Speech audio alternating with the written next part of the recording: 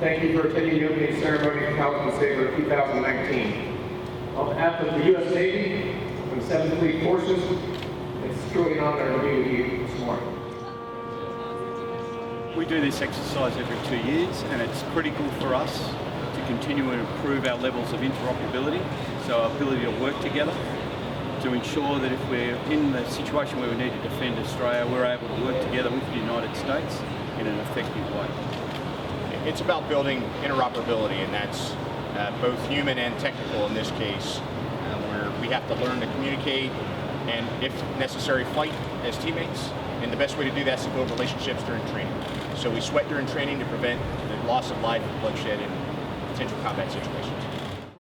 Fundamentally, the exercise scenario revolves around putting forces from the sea to the shore.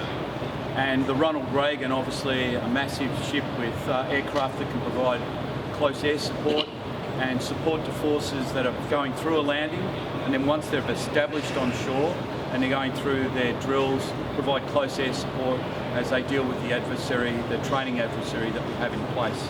So the ship, this sort of firepower is fundamental to enabling us to get ashore, establish a beachhead, and then undertake our operation.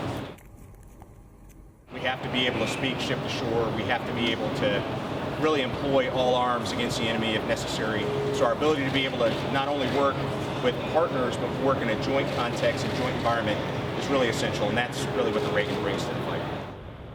We'll have embedded personnel, so Americans will host Australians on their capabilities, so not just the Ronald Reagan, but a series of ships in units, so we'll have some mixed formations as well. For Americans, they'll be on board various Australian ships at sea and then integrated in units when we get ashore and practice some of our manoeuvres at Shoalwater Bay Training Area and Townsville Field Firing Training Area. We train together so we'll never have to fight, because we'll never fight alone.